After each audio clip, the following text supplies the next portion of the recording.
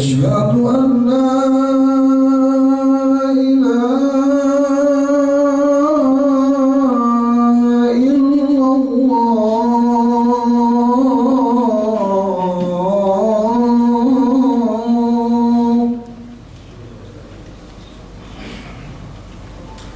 أشهد أن لا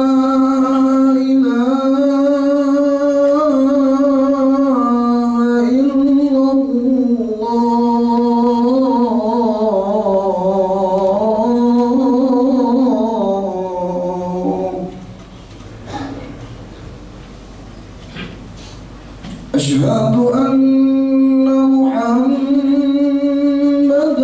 رسول الله.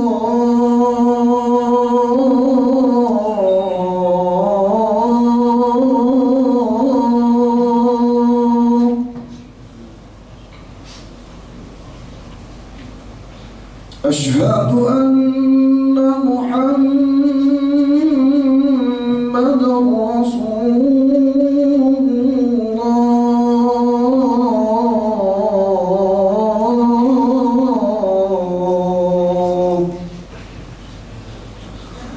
حي على الصلاة.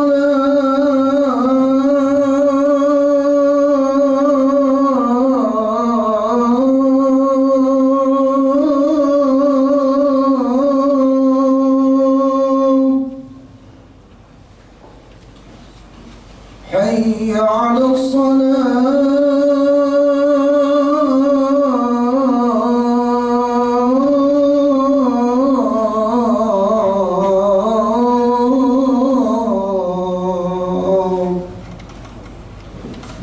حي على الفلاح.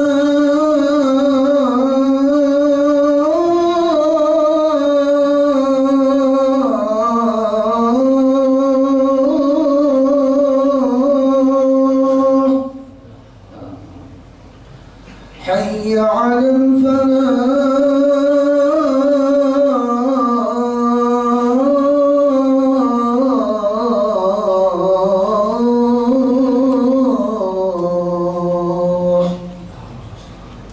الله أكبر.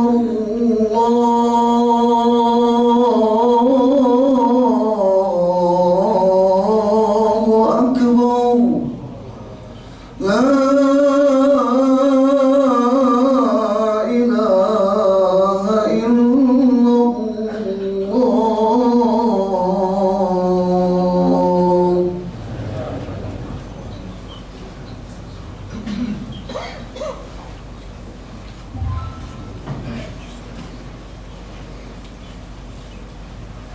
Innal hamdalillahi nahmaduhu wa nasta'inuhu wa nastaghfiruh wa na'udzu billahi min shururi anfusina wa sayyiati a'malina.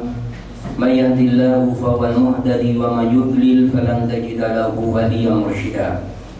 Asyhadu an la ilaha illallah wa asyhadu anna Muhammadan abduhu wa rasuluh. Allahumma shalli wa sallim wa barik ala sayyidina Muhammadin wa ala alihi wa sahbihi ajma'in. Ya ayuhan nas ittaqullah haqqa tuqatih wa la tamutunna illa wa antum muslimun. Kama qala ta'ala fil Qur'anil Karim, a'udzu billahi minasyaitonir rajim. Bismillahirrahmanirrahim. Ya ayyuhalladzina amanu ittaqullah haqqa tuqatih wa la tamutunna illa wa antum muslimun. Ma'asyiral muslimin jamaah sholat Jumat yang dirahmati Allah Subhanahu wa taala. Alhamdulillah hingga siang hari ini kita masih diberi kesempatan sekaligus juga kekuatan oleh Allah Subhanahu wa taala sehingga kita masih mampu untuk menjalankan berbagai macam kewajiban yang telah Allah bebankan kepada kita semua. Yang salah satu kewajiban itu adalah kewajiban untuk melaksanakan sholat Jumat secara berjamaah. Dan alhamdulillah pula hingga siang hari ini kita juga masih dianugerahi oleh Allah Subhanahu wa taala satu anugerah yang sangat agung, satu anugerah yang sangat besar, yakni anugerah iman dan Islam, yang tentunya sudah menjadi kewajiban bagi kita yang mendapatkan anugerah yang begitu agung dan besar itu untuk selalu mensyukurinya dengan cara mempertebal keimanan kita kepada Allah dan juga memperbanyak ketaatan kita kepada Allah Subhanahu wa taala. Ma'asyiral muslimin jamaah salat Jumat yang dirahmati Allah Subhanahu wa taala, sesungguhnya tidak ada keraguan di dalam hati kita bahwa sesungguhnya hanya Allah semata zat yang telah menciptakan semua apa yang ada di langit dan di muka bumi ini. Allah Subhanahu wa taala juga merupakan zat yang telah menciptakan umat manusia. Dan juga para jamaah yang dirahmati Allah Subhanahu wa taala, di antara umat manusia yang diciptakan oleh Allah Subhanahu wa taala, Allah Subhanahu wa taala telah memilih orang-orang beriman sebagai umat yang terbaik, sebagai umat yang terpilih, sebagai umat yang tertinggi. Di dalam Al-Qur'an, para jamaah yang dirahmati Allah Subhanahu wa taala, Allah berfirman, "Kuntum khairu ummatin ukhrijat linas, ta'muruna bil ma'ruf wa tanhauna 'anil munkar wa tu'minuna billah." Sesungguhnya kalian itu adalah sebaik-baik umat yang dikeluarkan oleh Allah kepada umat manusia. Ta'muruna bil ma'ruf, karena kalian mengajak kepada yang ma'ruf, mengajak kepada yang kebaikan, dan mencegah dari kemungkaran. Kemudian juga para jamaah yang dirahmati Allah Subhanahu wa taala, di antara umat yang terpilih ini atau di antara umat Islam ini, Allah juga memilih hamba-hamba Allah yang istimewa. Allah memilih di antara mereka orang-orang yang mendapatkan kelebihan dan keutamaan dibandingkan umat manusia yang lain, dibandingkan orang-orang beriman. Mereka adalah para nabi dan utusan Allah Subhanahu wa taala. Tidak ada keraguan di dalam hati kita bahwa para nabi dan juga utusan-utusan Allah adalah orang-orang beriman yang dipilih oleh Allah. Mereka memiliki keistimewaan, mereka juga memiliki fadilah atau keutamaan yang lebih dibandingkan kaum muslimin yang lain. Kemudian juga para jamaah yang dirahmati Allah, di dalam Al-Quran kita juga memahami bahwa di antara nabi dan utusan Allah yang diutus oleh Allah Subhanahu wa taala di muka bumi ini, ternyata Allah juga memilih di antara mereka para nabi yang pilihan. Ada kita kenal di dalam Al-Quran sebutan ulul azmi, jadi para nabi yang diberi keistimewaan oleh Allah dibandingkan nabi-nabi dan utusan-utusan Allah yang lain.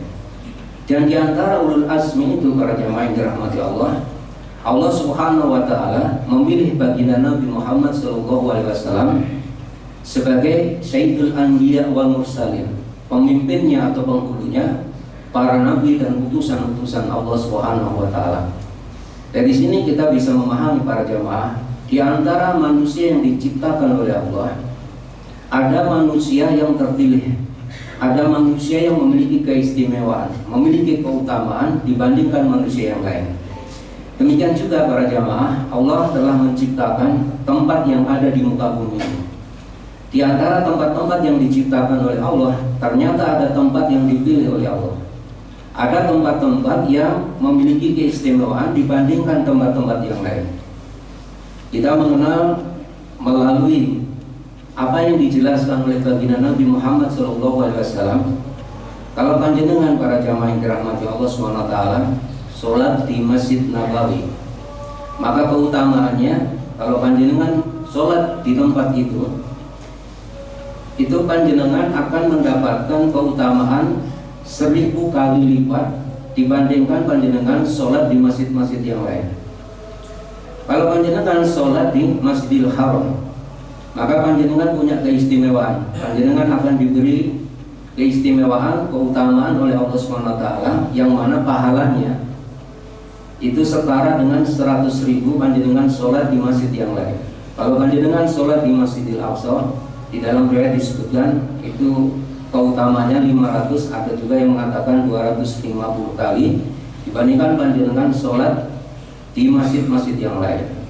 Itu menunjukkan kepada kita para jemaah yang dirahmati Allah, ada tempat-tempat yang diciptakan oleh Allah SWT di muka bumi ini, tempat yang dipilih oleh Allah, tempat yang di dalamnya penuh dengan keistimewaan. Kita mengenal bahwa kota Mekah itu disebut dengan tanah haram. di tanah yang memiliki keutamaan, tanah yang disucikan oleh Allah Subhanahu wa taala. Demikian juga para jamaah yang dirahmati Allah. Allah Subhanahu wa taala telah menciptakan waktu. Dan di antara waktu-waktu yang diciptakan oleh Allah ini ada waktu yang istimewa. Ada waktu yang utama. Di antara bulan-bulan dari 12 bulan yang diciptakan oleh Allah, kita kenal ada bulan suci Ramadan. Itu bulan yang sangat istimewa. Di dalamnya juga dipenuhi dengan banyak sekali fadilah.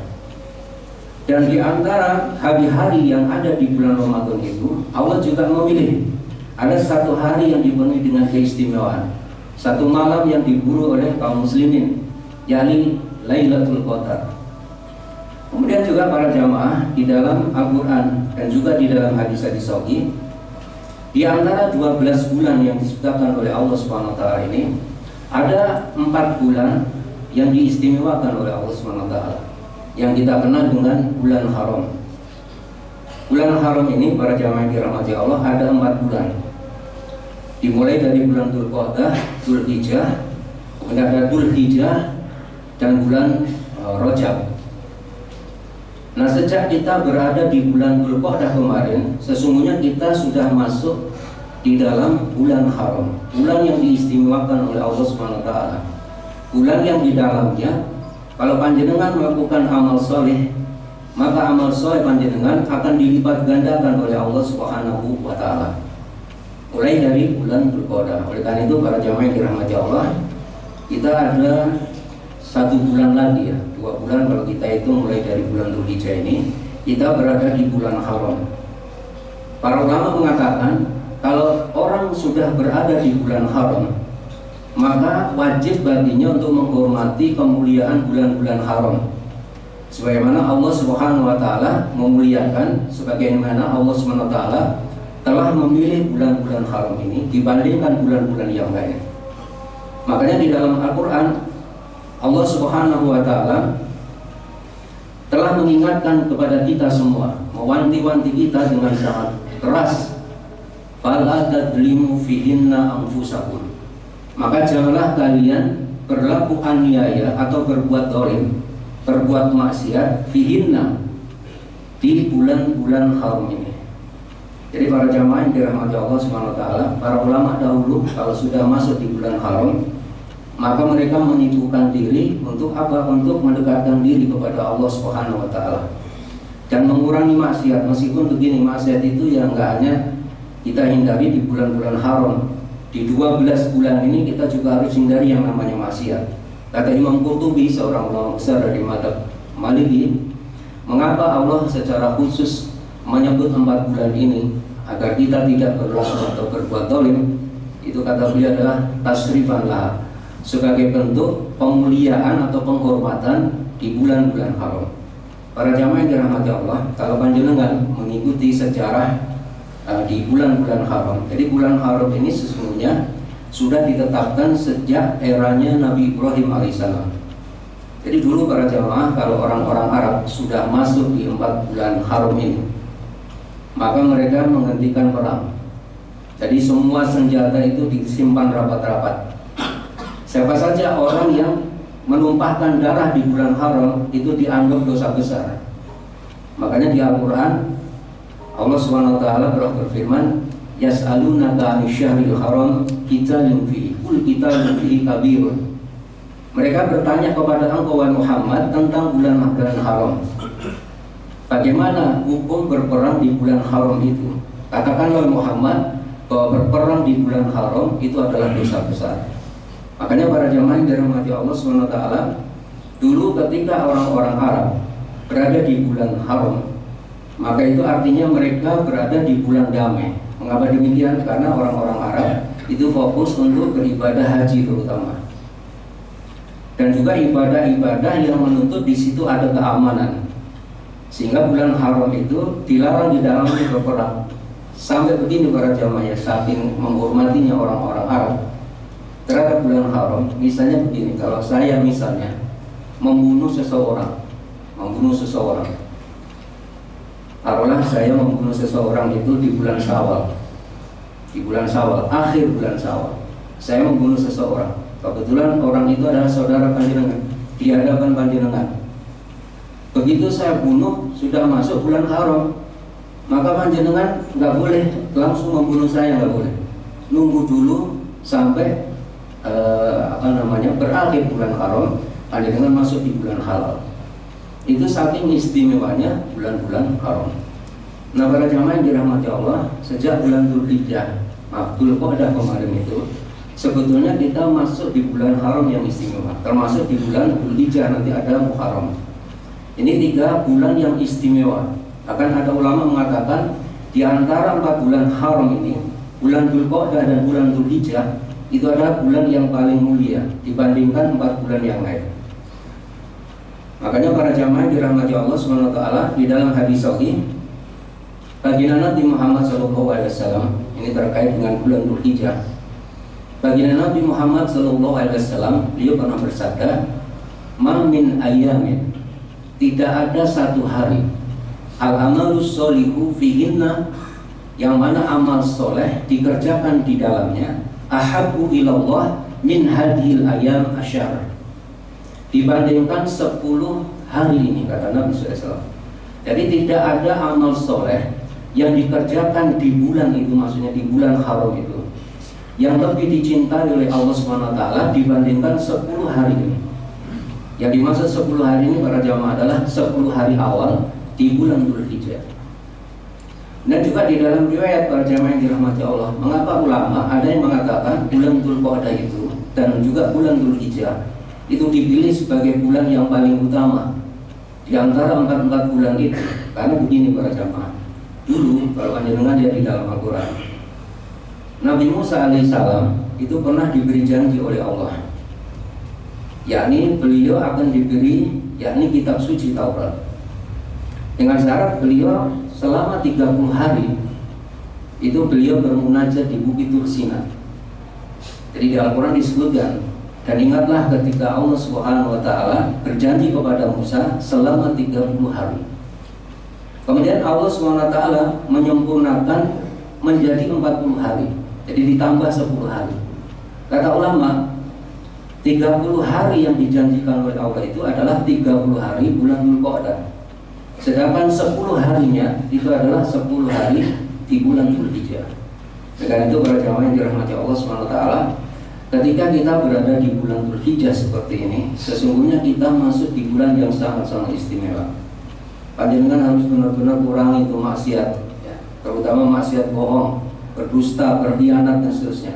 Itu harus panjenengan benar-benar hindari.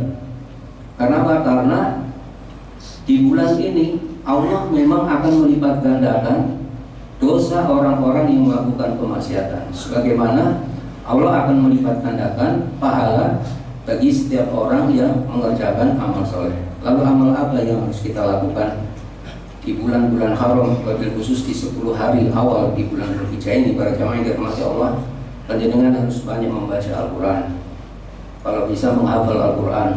Kemudian juga para jamaah yang dirahmati Allah, panjenengan harus banyak berzikir. Kemudian yang punya banyak duit, panjenengan harus banyak infaknya. Kalau duitnya pas-pasan, juga banyak infaknya juga. Jadi di bulan haram ini panjenengan tidak boleh bakhil, karena bakhil ini termasuk perbuatan yang dibenci oleh Allah SWT. Barakallahu lakum wa lisa'iril muslimin wal muslimat al-ahya'i minhum wal amwat innaka sami'un qaribun mujibud da'wat wa yaqdil hajat.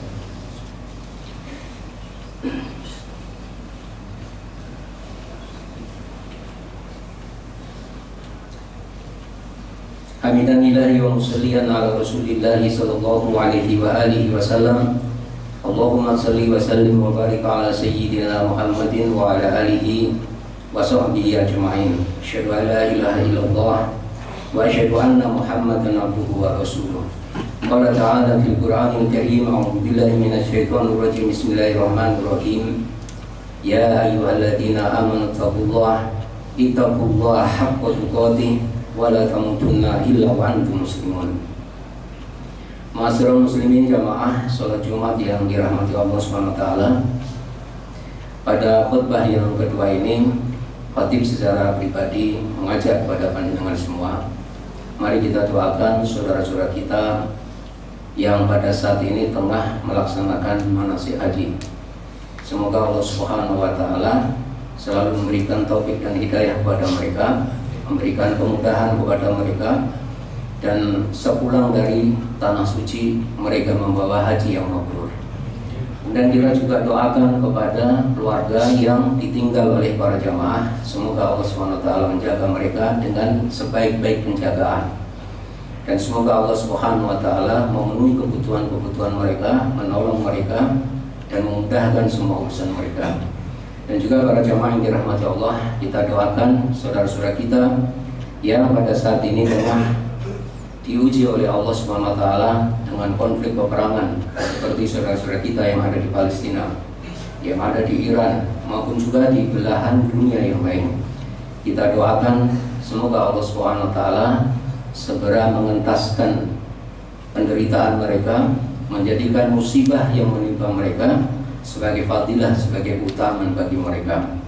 Dan kita juga berdoa memohon kepada Allah Subhanahu wa taala semoga negeri yang kita cinta ini semakin hari semakin baik. Dan apabila mungkin barangkali negeri ini diuji oleh Allah Subhanahu wa taala dengan berbagai macam tekanan, mulai tekanan politik, tekanan ekonomi, kita juga doakan semoga Allah Subhanahu wa taala memudahkan negeri ini, dan juga Allah Subhanahu wa taala memberikan solusi terbaik agar negeri ini selalu dijaga oleh Allah Subhanahu wa taala, dan kita oleh Allah Subhanahu wa taala ditetapkan sebagai bagian orang-orang yang bisa bersyukur atas anugerah dan nikmat yang diberikan Allah kepada kita semua. Baik para jemaah yang dirahmati Allah, kita akhiri khutbah yang kedua ini dengan kita bersama-sama berdoa memohon kepada Allah semoga Allah Subhanahu wa taala mengampuni dosa-dosa kita. Semoga Allah Subhanahu wa taala menerima seluruh amal perbuatan baik kita. Semoga Allah Subhanahu wa taala menerima taubat kita. Semoga Allah Subhanahu wa taala menjaga kita, menjaga iman kita, menjaga tauhid kita sampai Allah Subhanahu wa taala memanggil kita semua. Allahumma salli wa sallim wa barik ala sayyidina Muhammadin wa ala alihi wa sahbihi ajma'in. Walhamdulillahi rabbil alamin. Allahumma fir lil mu'minina wal mu'minat wal muslimina wal muslimat al ahya'i minhum wal amwat innaka sami'un qaribun mujibu da'wat wa yaqdi al hajat. Rabbana ighfir lana wa li ikhwanina alladziina sabaquna bil iman wa la taj'al fi qulubina ghillan lil ladziina amanu rabbana innaka ra'ufur rahim. Rabbana la tuzigh qulubana ba'da idh hadaytana wa hab lana min ladunka rahmah innaka antal wahhab. Rabbana atina fid dunya hasanah wa fil akhirati hasanah wa qina adzabannar. Wa sallallahu ala sayyidina Muhammadin wa ala alihi wa sahbihi wa sallam. Subhana rabbika rabbil izzati amma yasifun wa salamun alal mursalin walhamdulillahi rabbil alamin. Wallahu akbar. الله أكبر الله أكبر أشهد أن لا إله إلا الله أشهد أن محمد رسول الله حي على الصلاة حي على الفلاح قد قامت الصلاة قد قامت الصلاة الله أكبر لا إله إلا الله. Sabu-sabu pagong kain atas di atas subuh minta maaf salah sabu pada di rumah.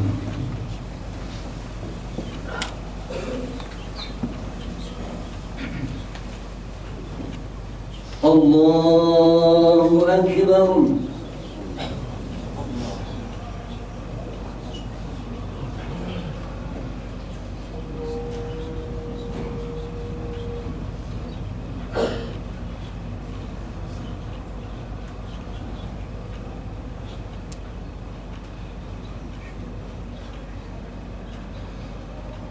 Bismillahirrahmanirrahim. Alhamdulillahi rabbil alamin. Ar-Rahmanir Rahim. Maliki yaumiddin. Iyyaka na'budu wa iyyaka nasta'in. Ihdinas siratal mustaqim. صراط الذين أنعمت عليهم غير المغضوب عليهم ولا الضالين.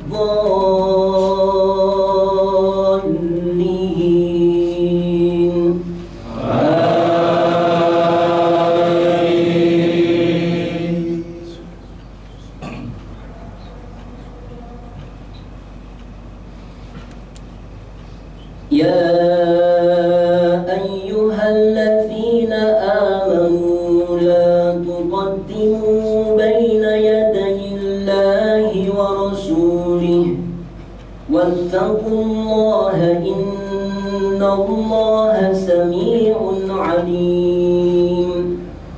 يا أيها الذين آمنوا لا ترفعوا أصواتكم فوق صوت النبي ولا تجهروا له بالقول كجهر بعضكم لبعض أن تحبط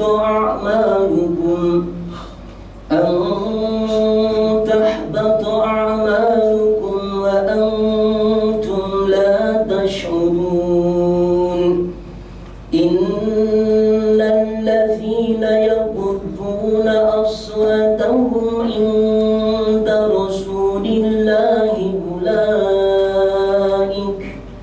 أولئك الذين امتحن الله قلوبهم للتقوى لهم مغفرة وأجر عظيم.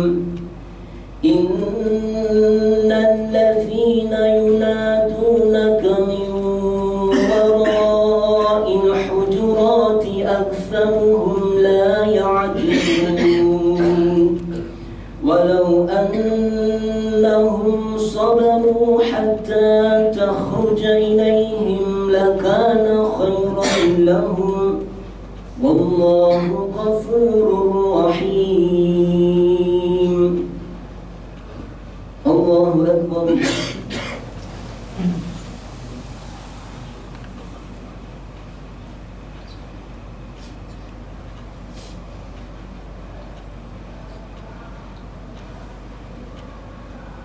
سمع الله لمن حمده.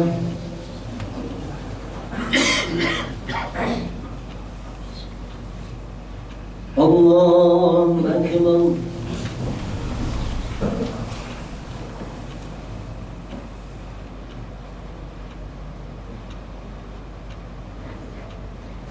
الله أكبر.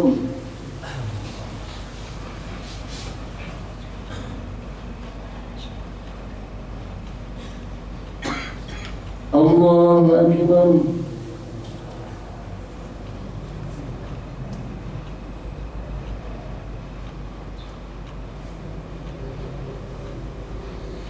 الله أكبر. بسم الله الرحمن الرحيم. الحمد لله رب العالمين الرحمن الرحيم مالك يوم الدين. إياك نعبد وإياك نستعين. اهدنا الصراط المستقيم صراط الذين أنعمت عليهم غير المغضوب عليهم ولا الضالين.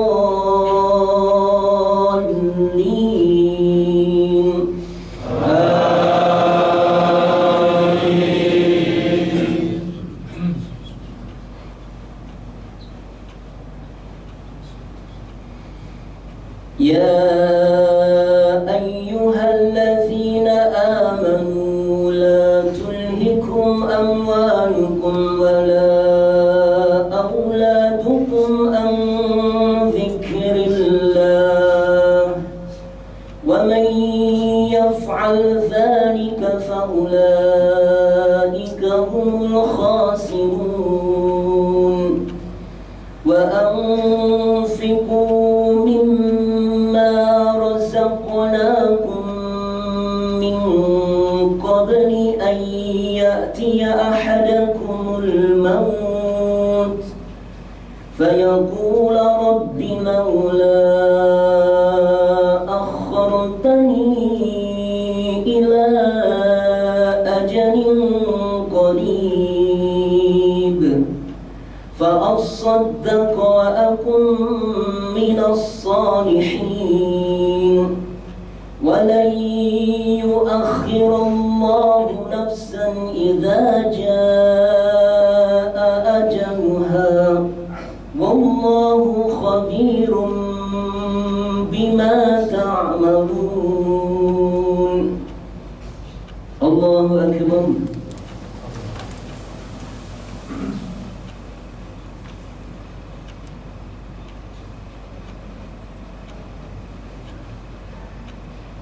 سمع الله لمن حمده.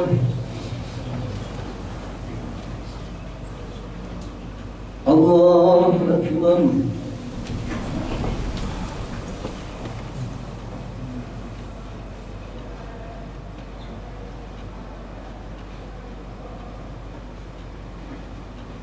الله أكبر.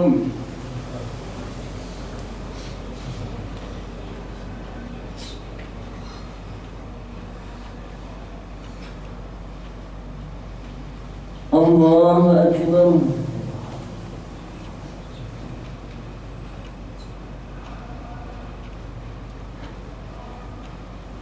الله أكبر.